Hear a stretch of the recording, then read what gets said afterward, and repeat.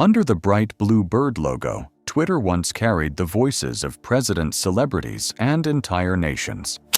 It was more than a social media app.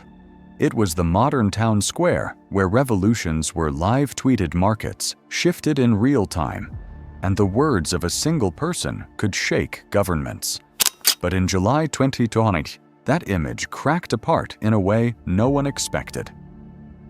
In the span of a few minutes, the accounts of Barack Obama, Elon Musk, Bill Gates, Jeff Bezos, and countless other high-profile figures began sending out the same bizarre message: send Bitcoin to this wallet, and it will be doubled. Millions of users around the world watched in shock. Was this a prank, a glitch, or something far more sinister? As it turned out, Twitter, the platform trusted with some of the most powerful voices on Earth, had been completely compromised. The hack was not just a digital robbery. It was proof that the backbone of global communication could be hijacked by a handful of outsiders. Governments panicked. The media exploded with speculation, and experts warned of the terrifying potential. If hackers could tweet from the accounts of world leaders, what could they do to financial markets or even international peace? What began as a cryptocurrency scam spiraled into one of the darkest scandals in Twitter's history, exposing flaws in its security, its leadership, and its ability to protect the very people who gave it power. This is the story of how a single breach shattered the illusion of safety on one of the world's biggest platforms. Twitter was born in 2006 out of a simple idea: short, real-time updates that anyone could share with the world. At first, it seemed almost trivial, just 140 characters to tell people what you were doing. But quickly, it became something else entirely. Those tiny bursts of text began to shape news cycles, break stories before traditional media could catch up, and give ordinary people the chance to speak directly to celebrities, CEOs, and politicians. The power of Twitter was its immediacy and accessibility. It was raw, unfiltered, and fast, and in a world addicted to speed that made it irresistible. By the late 2000s, Twitter was no longer just a social app, it was a cultural phenomenon. When protests erupted in the Middle East during the Arab Spring in 2011, Twitter was at the heart of the action. Images and messages from the streets of Cairo, Tripoli, and Tunis spread across the globe in seconds. Suddenly, a platform designed for casual updates was being used as a tool for revolution.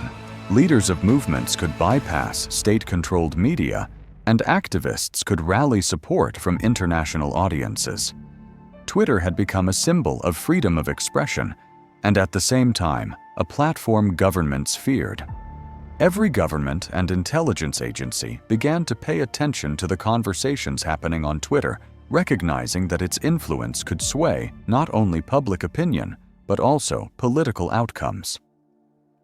In the United States, Twitter gained another layer of importance when it became the direct microphone for politicians. Barack Obama used Twitter to connect with voters, but it was Donald Trump who pushed the platform into uncharted territory. As President Trump tweeted daily, bypassing traditional press briefings and setting the news agenda with his posts, global markets would rise or fall based on a few lines he typed. Diplomats scrambled to interpret the meaning of his midnight tweets, while ordinary users refreshed their feeds to see what new storm was brewing. Twitter had gone from being a quirky communication tool to an essential piece of global infrastructure. The tech world also flocked to the platform. Elon Musk, the billionaire behind Tesla and SpaceX, turned Twitter into his personal stage. With a single tweet, he could inflate the value of cryptocurrencies or wipe billions off Tesla's stock. Companies realized that customer service was no longer limited to call centers. Users expected answers on Twitter within minutes. For journalists, the platform was indispensable, a place to gather breaking news, eyewitness accounts, and expert commentary faster than any newsroom could provide on its own. Twitter was no longer just a platform, it was the world's pulse. But this level of power made Twitter a perfect target. Where information is power, access is everything. Hackers, cybercriminals, and even state-backed actors saw the potential of controlling the accounts of the world's most influential people. Imagine the chaos if a world leader's account declared war. Imagine the panic if Wall Street moguls announced a market collapse. The stakes were terrifying, and Twitter's leadership knew it. Yet despite the growing pressure, cracks were already forming. Internally, the company struggled with resources moderation and a security culture that insiders would later describe as dangerously fragile. By 2020, Twitter had nearly 200 million daily users and had cemented itself as the stage where the world's most powerful conversations took place. It wasn't just tweets. It was diplomacy, finance, and social justice wrapped into a single feed. The platform's influence was staggering, but its defenses were not nearly as strong as its image suggested. And when the inevitable attack came, it exposed just how unprepared Twitter was for the weight of the world it had taken on. On July 15, 2020, the world witnessed one of the most shocking breaches of a social media platform in history. Around 3:30 p.m. Eastern Time, Twitter feeds began lighting up with strange messages from some of the most recognizable accounts on the planet. Elon Musk's account, followed by millions, suddenly tweeted, "I am giving back to the community. All Bitcoin sent to the address below will be sent back doubled." Within minutes, similar posts appeared from Bill Gates, Jeff Bezos, Barack Obama, Kanye West, and even corporate giants like Apple and Uber. To the casual observer, it looked like the world's wealthiest and most powerful figures had coordinated a massive giveaway.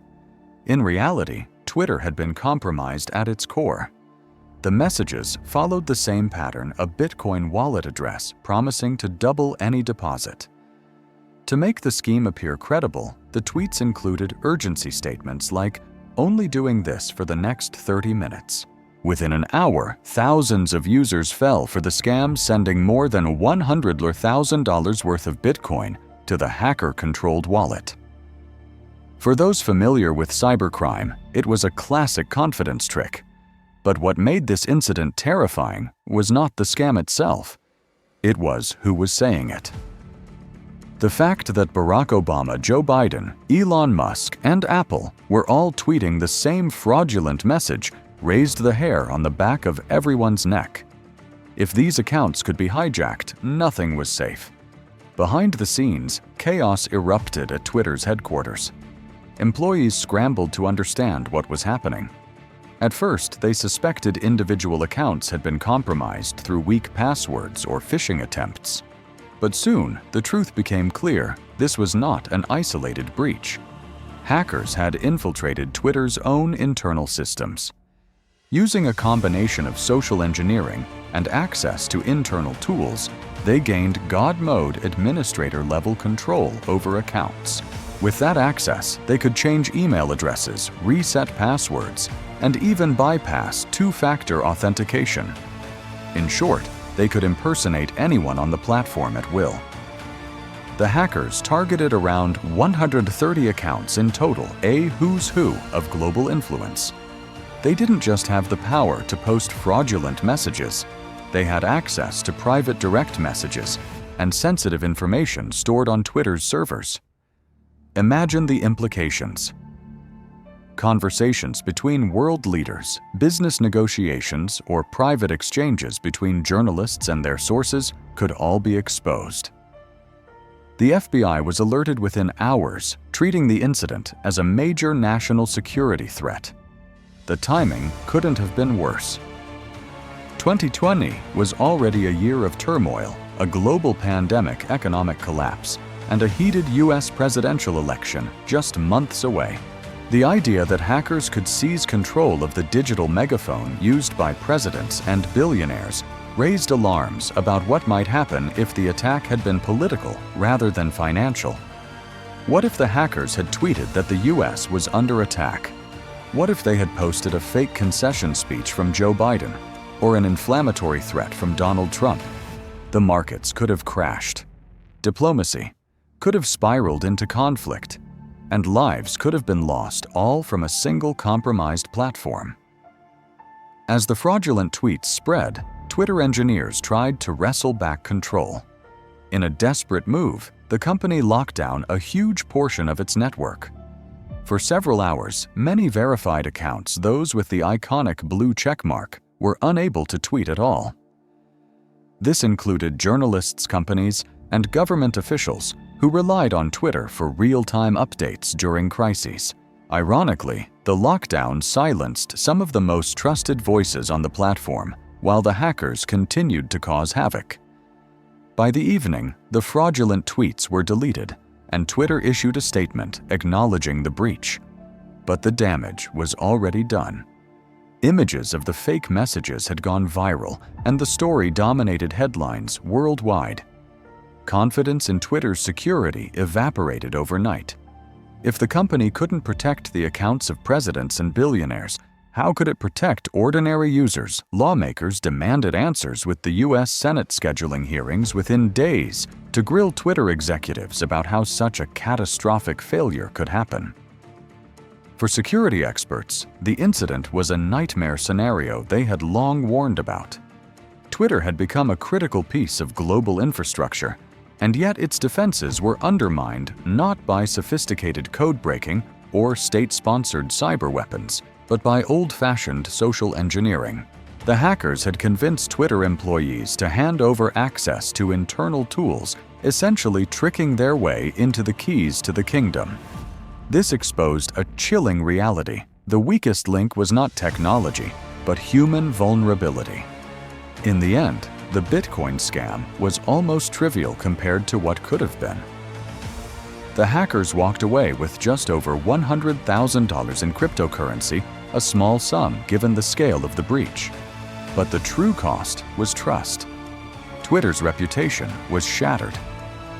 Governments around the world suddenly viewed the platform not as a neutral tool of communication, but as a potential weapon waiting to be exploited.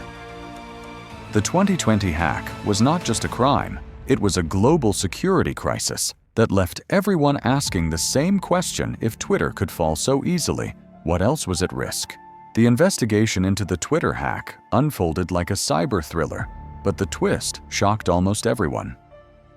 The mastermind was not a shadowy government agent or a seasoned international hacker, it was a teenager. Within weeks, the FBI and state investigators traced the Bitcoin transactions and the online chatter surrounding the breach back to a 17-year-old from Tampa, Florida, named Graham Ivan Clark. Clark had a history of dabbling in digital scams. He had already been suspected of SIM swap schemes, a form of fraud, where hackers convince phone carriers to transfer a victim's phone number to a new SIM card, allowing them to intercept messages and reset account passwords. By 2020, Clark was living with his mother in a modest apartment, but boasting online about his exploits. Investigators found that he operated under pseudonyms in underground forums, connecting with other hackers who shared the same hunger for notoriety and fast money. The attack on Twitter began not with technical wizardry, but with manipulation. Clark and his accomplices used social engineering, tricking Twitter employees into believing they were colleagues who needed urgent access. Armed with convincing phone calls and phishing messages, they managed to secure login credentials to Twitter's internal admin panel, a tool that allowed employees to reset accounts, change email addresses, and bypass security protections. Once inside, they had unrestricted control over some of the most high-profile accounts in the world. Clark didn't act alone. The investigation revealed at least 2 co-conspirators, Mason Chewan Shepherd, a 19-year-old from the United Kingdom, and Nima Fazeli, a 22-year-old from Orlando, Florida. Together, they coordinated through Discord and other messaging platforms, boasting about their access and planning the Bitcoin scam that would follow. Screenshots later leaked, showing the internal tools they used, proof that they were operating inside Twitter's system in real time. law enforcement moved quickly. Cryptocurrency may seem untraceable, but every transaction is recorded on the blockchain. By following the flow of Bitcoin from the hacked wallet, authorities connected the dots back to Clark and his partners. On July 31st, just over 2 weeks after the hack, police raided Clark's Tampa apartment. They seized his computer's phones and even luxury items he had purchased with illicit funds. Despite his age, prosecutors charged him as an adult on 30 felony counts, including organized fraud communications, fraud identity theft, and unauthorized computer access. The courtroom drama that followed drew international attention. Here was a teenager who had embarrassed one of the most powerful companies in Silicon Valley, shaken governments, and exposed the fragility of global communication, all from a bedroom in Florida. Some saw him as a symbol of the new digital age, where young hackers could outmaneuver billion-dollar corporations. Others saw him as a dangerous criminal whose reckless actions could have sparked global panic. In 2021, Clark accepted a plea deal. Because of his age, he avoided the possibility of decades in prison. Instead, he was sentenced to 3 years in a juvenile facility, followed by probation. He was also banned from using computers without supervision. The leniency angered some lawmakers who felt the punishment did not match the magnitude of the crime. But prosecutors defended the deal, arguing that Clark's youth meant rehabilitation was still possible. For Shepard and Fazeli, the consequences were also severe. Both faced federal charges related to computer intrusion and wire fraud. Their cases highlighted how a group of young men, barely out of high school, could wreak havoc on a global scale. The FBI described the operation as one of the most significant cyber intrusions in U.S. history, not because of the money stolen, but because of the potential danger it revealed. The investigation also forced Twitter into an uncomfortable spotlight. During congressional hearings, lawmakers grilled executives about how a handful of teenagers could infiltrate their systems so easily. Why were internal tools so powerful? Why weren't employees better trained to resist social engineering attacks? And perhaps most critically, what if the hackers had chosen to sow political chaos instead of running a Bitcoin scam? The chilling reality was that the hack could have been far worse. Investigators discovered that the attackers had attempted to sell access to certain accounts on underground forums. Imagine if a hostile foreign government had purchased entry into the account of a U.S. senator or a Fortune 500 CEO. The possibilities were nightmarish. The Bitcoin scam turned out to be the least dangerous outcome, almost a lucky accident compared to what could have been unleashed. For Clark, the scandal was both a rise and fall.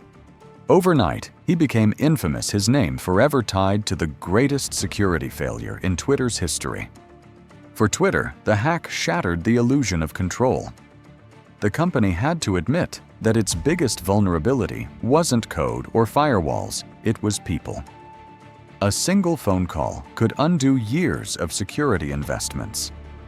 By the time the dust settled, the world understood one thing clearly: the 2020 Twitter hack was not just a teenage prank. It was a demonstration of how fragile digital trust really is. And as governments, corporations, and ordinary users processed the aftermath, one question loomed larger than ever: if a 17-year-old could do this, what would happen when professional adversaries decided to try? The aftermath of the 2020 hack left Twitter reeling, not just from the embarrassment of being compromised, but from the realization that the platform had become a matter of national security. Within hours of the breach, lawmakers in Washington were demanding explanations.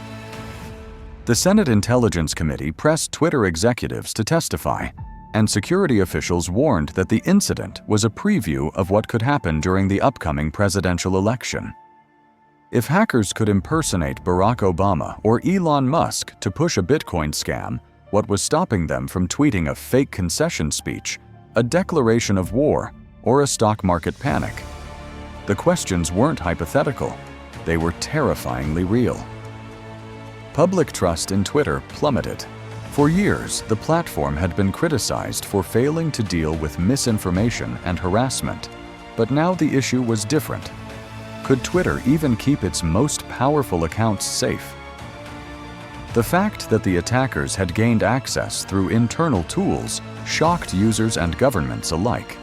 It meant that Twitter employees under duress or through manipulation could be exploited as gateways to the accounts of presidents and billionaires. Security experts compared it to having a skeleton key that could unlock any door in the building. Suddenly, what had once been seen as a fun and chaotic digital town square was being viewed as a dangerous vulnerability. The company scrambled to respond. Jack Dorsey, then CEO of Twitter, admitted publicly that it was a tough day for the company. Behind the scenes, Twitter rolled out new security measures, tighter access controls for employees, enhanced monitoring of internal tools, and mandatory training designed to prevent social engineering. But the damage to its reputation was harder to repair. Analysts noted that the hack came at a time when Twitter was already struggling with stagnant user growth and a messy financial picture. Advertisers who provided the majority of Twitter's revenue began to question whether their brands were safe on the platform. If Twitter couldn't protect Barack Obama's account, how could it protect their corporate reputations? The hack also fed into broader political battles. Conservatives accused Twitter of being reckless and unaccountable, while liberals argued that the platform's insecurity posed risks to democracy itself. Some lawmakers floated the idea of regulating social media as critical infrastructure, placing platforms like Twitter under government oversight, similar to power grids or financial institutions. The debate underscored a larger point. Twitter was no longer just a private company, it was a global communication lifeline.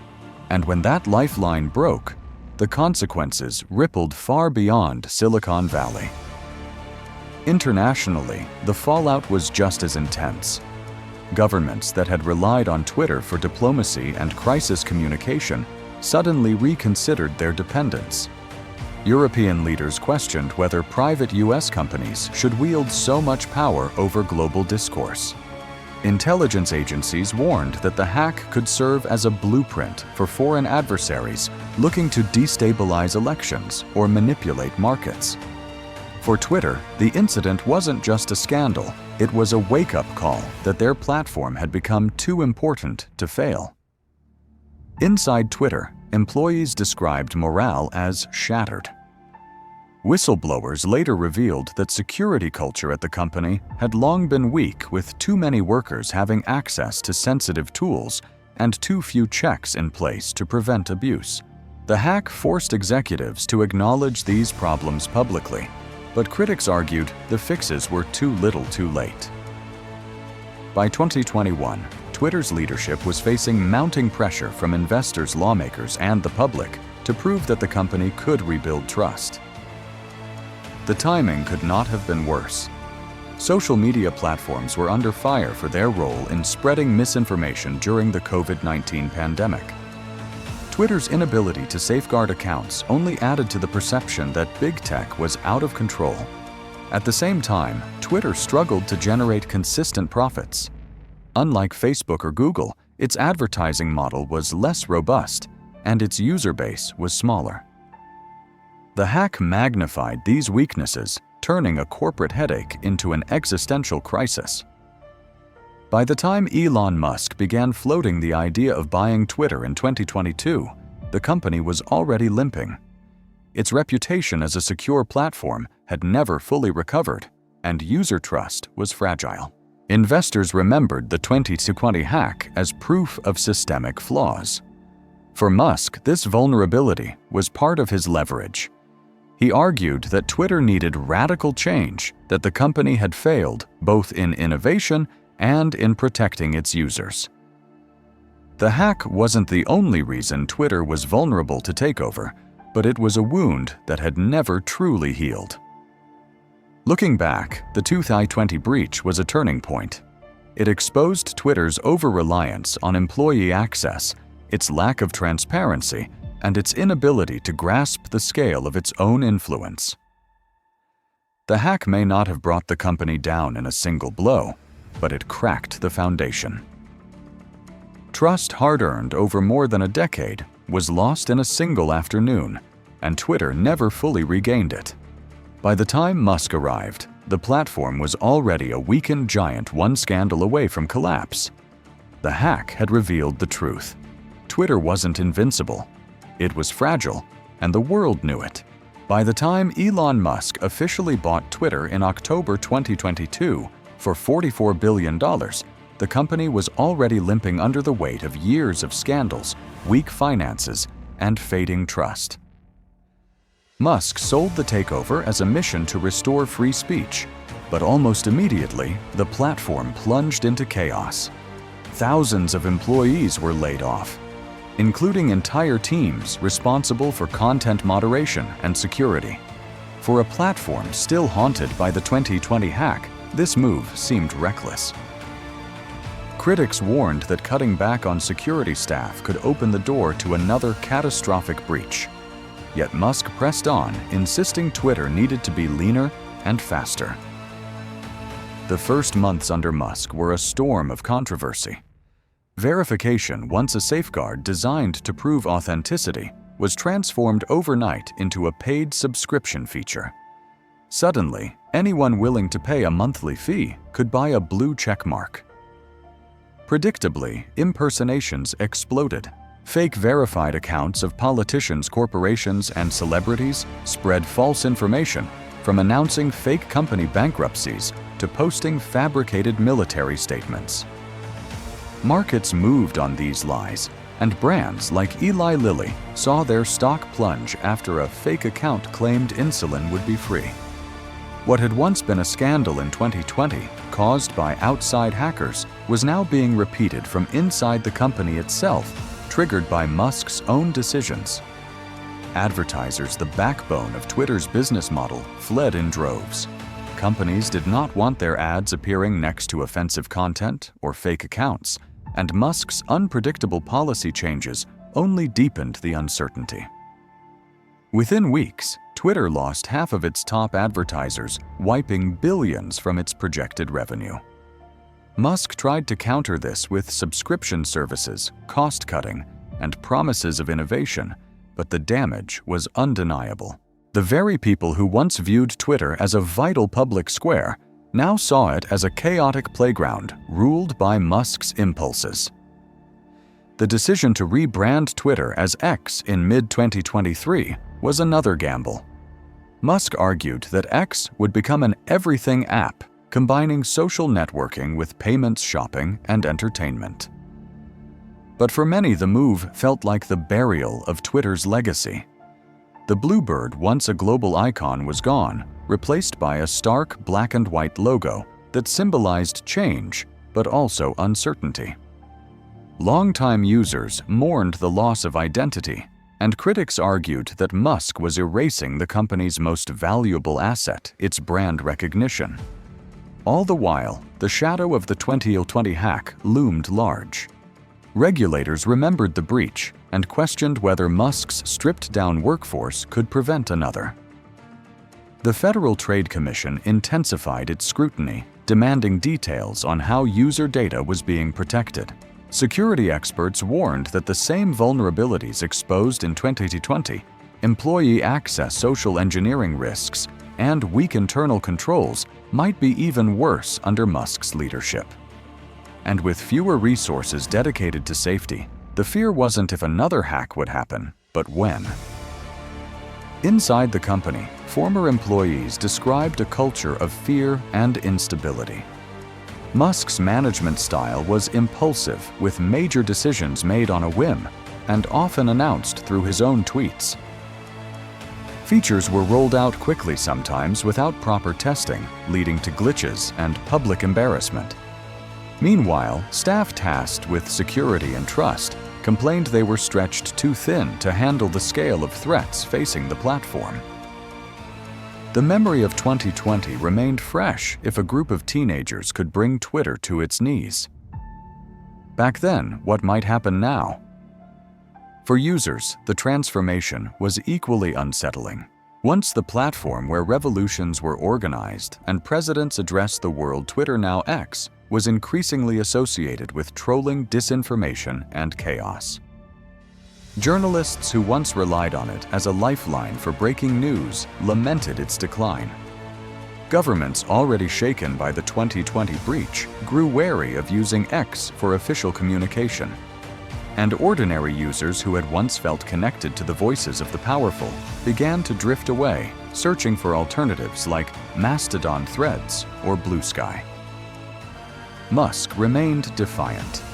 He portrayed the exodus of advertisers as a battle against censorship and argued that X would thrive without them. But the numbers told another story. Revenue plunged, user growth stalled, and the company's valuation dropped by more than half within a year. What was once a $44 billion acquisition was now worth far less, with some analysts describing it as one of the most disastrous tech deals in history. The irony was impossible to ignore. The 2020 hack had exposed Twitter's vulnerabilities in the hands of outsiders. Musk's takeover exposed its vulnerabilities from within.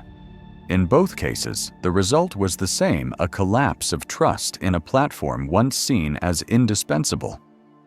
The bluebird that carried the voices of the world had been broken, its wings clipped not just by hackers, but by its own owner. In the end, the legacy of the Twitter hack lived on not just as a scandal, but as a prophecy. It showed that Twitter was never as invincible as it claimed. And Musk's chaotic reign turned that warning into reality, proving that a platform built on trust could unravel with alarming speed. The hack may have been the spark, but under Musk, the fire spread, leaving behind the ashes of what was once the world's digital town square. Twitter's story is a reminder of how quickly power can turn fragile. For more than a decade, it was the place where the world spoke to itself, where movements began, elections were swayed, and news broke in real time. But the 2020 hack shattered the illusion of safety, exposing just how vulnerable even the most powerful platforms can be. It wasn't just about stolen Bitcoin or hijacked tweets. It was about trust. Trust that the voices we read were authentic.